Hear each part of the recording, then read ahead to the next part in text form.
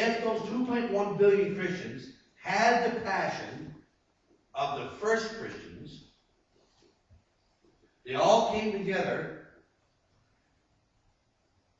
and heard one viewpoint. It was called Jesus' viewpoint, and not the opinions of other men, like Tony said this morning about men. There's one viewpoint called Jesus' viewpoint. They all come together in agreement on that one viewpoint, and they all stood together and all agreed together in prayer. What would this world look like today? Completely different than what we live in. Completely different. Okay? Because now we don't have corporations manipulating gases or funds or monies. We don't have corporate tax people or stock people robbing money. And we don't have people losing their houses. They all came together then in unity as one. Okay? They all understood what Jesus said. They all understood that that was the way home and that was the only way. Okay? But now, getting back to the church thing, what's happened is we're going contrary. Not saying we, but we as a Christian church are going contrary to what Jesus said. Now, Jesus told us that in the last days it would be like Sodom and Gomorrah. Okay? In the days of Noah. He tells us that. So to give you some examples of those days and what the church has done about it is this. Walt Disneyland, we know Walt Disneyland, right? We also know that the guy who is the president of Walt Disneyland is a Jew. I don't know if you know that now, but he's a Jew. 5 years ago, they started hosting the International Gay and Lesbian Week in Disneyland. And they give them Fantasy Island in the middle of Disneyland to have for themselves for 5 days. Hundreds of thousands come in those 5 days for these big, massive orgies in the middle of one of the fundamental American family playlands. That's just one example. That's incredible, isn't it? It's sickening. Sure it is. All right? Now, he also says that it'll be like the days of Sodom and Gomorrah, which wasn't just a homosexual city, which it was, very much so, but they also sponsored demons and that kind of stuff. Hollywood right now is big on making movies about vampires, Lord of the Rings, right? The Dragon Slayers. All these things are not Christians. Are not Christian. But we allow our children to go see it. We allow our children to have the toys to represent it. How many kids, I mean, I know, I used to hang out down the coffee shop here a lot. And when Lord of the Rings came out, I saw a lot of my Christian friends dress up in the costumes, waiting for the 12 o'clock show to be the first ones in there to see the new release.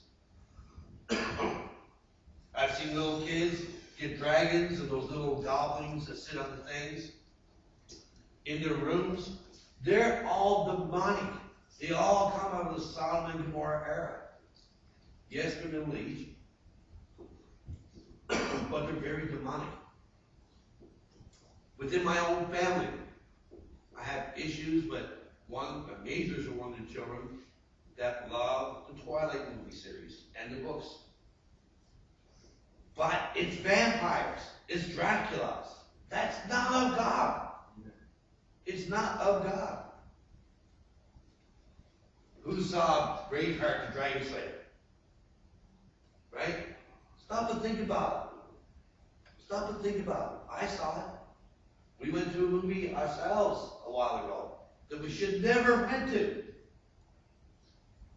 But we got suckered into it. Right? Hollywood drags us in there. And what do? We're taking money, hard-earned money out of our pockets, and we're giving it to the devil to grow his church. That's what we're doing. Now, rather we like to hear that or we're easy about it, you really need to stop, especially parents with children here, okay? The children come. You really need to check and see, what are your kids playing? What are your kids' toys? Because they may seem innocent, and that's their argument. My child says to me, well, Dad, it's just a book. I don't take it serious. I said, well, maybe just a book, the Twilight series. It may just be a book, but that book is influencing your brain subconsciously because it's words being implanted in there. If you're going to see, I mean, how many of us are CSI junkies? I'm a CSI junkie. Pastor's a CSI junkie. Brother's a CSI. My wife's a CSI junkie.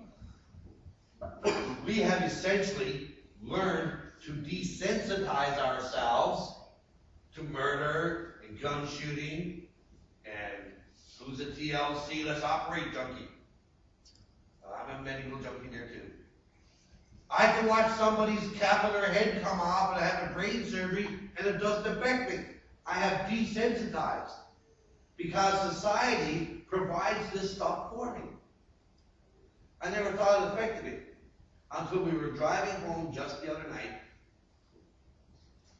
right by my daughter's workplace, Tracy and I heard a gunshot go off, and we saw the smoke. Instead of going to panic and duck, I kept driving. That's how desensitized I personally have come to this stuff. On TV, we label pornography as the pornography industry. Well, no, it's not. You got shows like